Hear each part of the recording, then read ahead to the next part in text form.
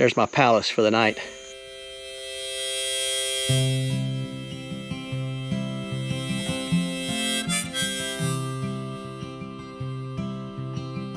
I'm a ground dweller. I use a tent. One of my very best friends is what I call a tree dweller. He uses a hammock. And McIntyre was with me out here about a year ago and brought his hammock. I brought my tent, and we hiked through some of the uncharted paths out here in the Uwharrie. But he gave me a piece of gear that I'm going to show you. I don't really do gear reviews, and that I just don't have the expertise to say, yeah, these are all the specifications and this is why you should get it or why you shouldn't get it. I just sort of show you what I have and how I use it. And if I get something new, I like to share that with you as well. He gave me this week this thing here. For his gear, he sets this up underneath his hammock and he puts his gear in it. But I thought maybe there's a role for a tent dweller to use it as well, especially when it's raining. Let me show you how it works.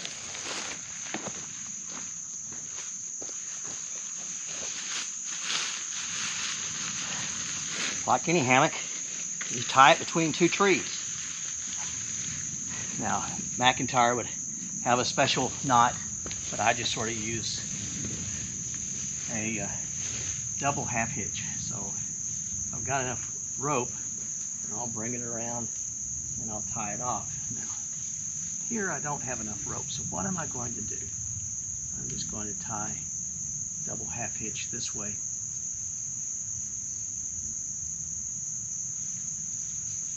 Cinch it up to the tree. Like that. This side, go around this tree. Much smaller, so I can do it this way.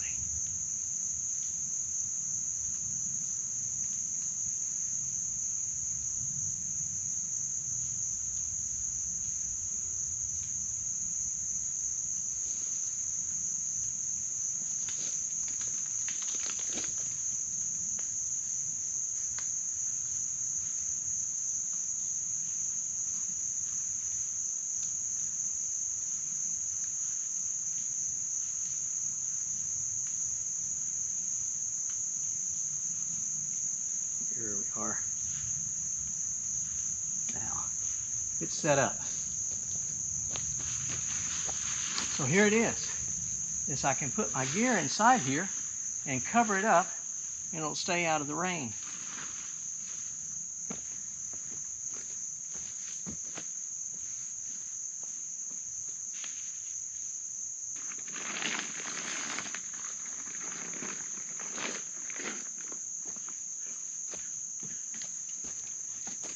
Big enough that I can put my cook kit in here.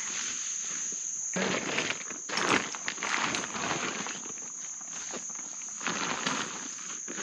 can put my backpack in.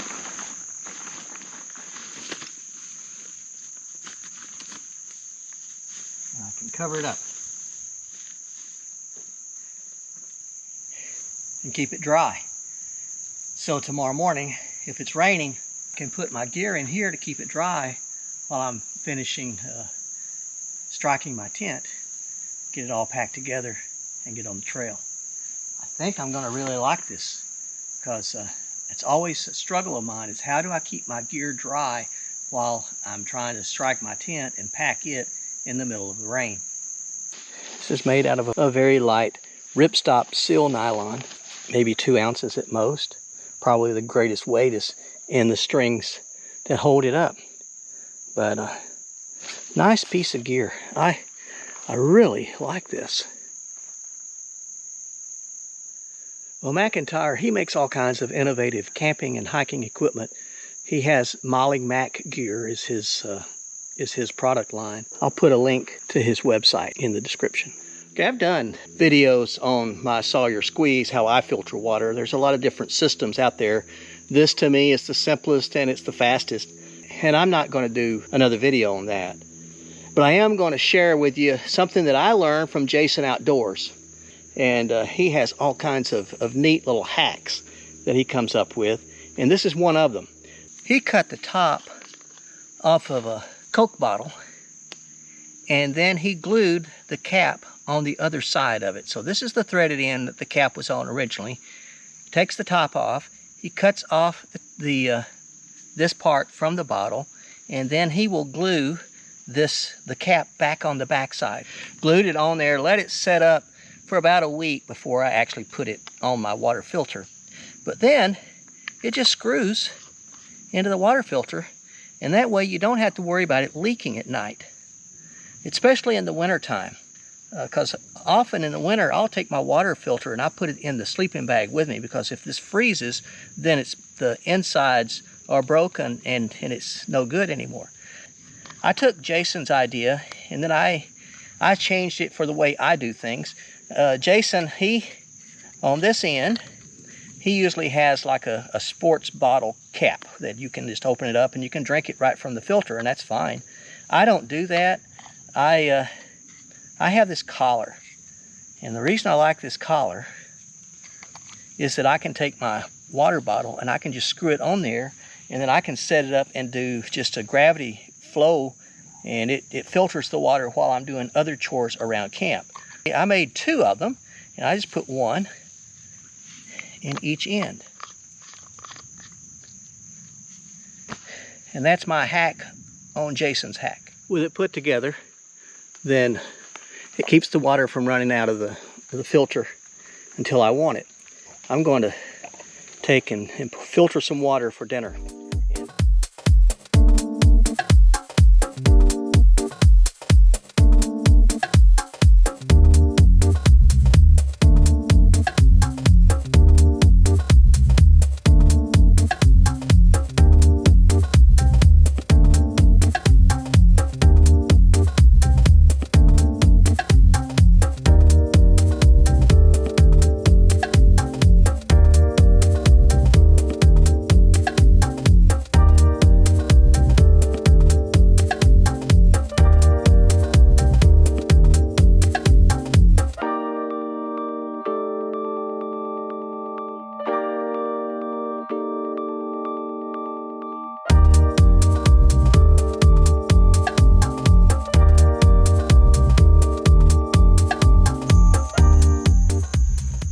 That's how long it takes to filter 1 liter of water. Okay.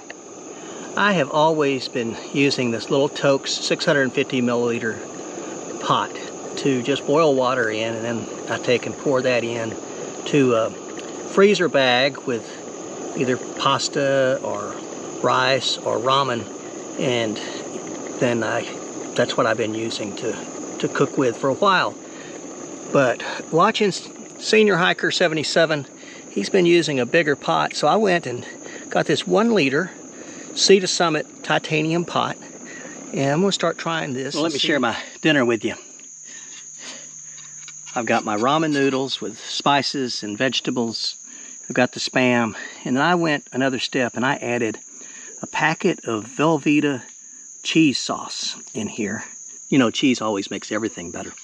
So, well, this is my first taste, so you'll get my first reaction. I've never done this before.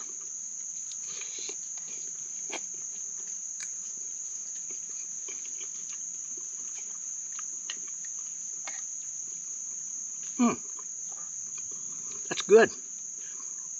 It's really good. The cheese makes it a little sweet, and the Spam adds a little salt to it.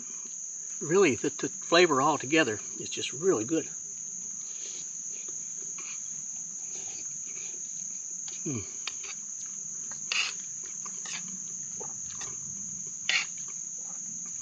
I may have put just a little too much water in it. It's a little watery.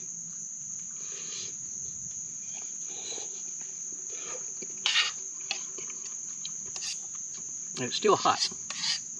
There's some cabbage in there. Looks like there's some herbs and some probably ginger and maybe some onions like chives.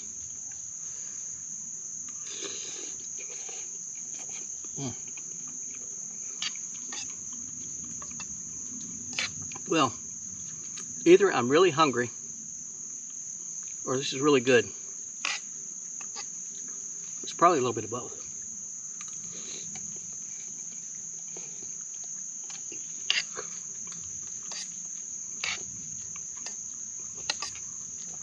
Maria has a channel called Fun Sized Earthling. And she does cooking when she goes camping. And her presentation of her meals is much better than this. But Maria, this is to you.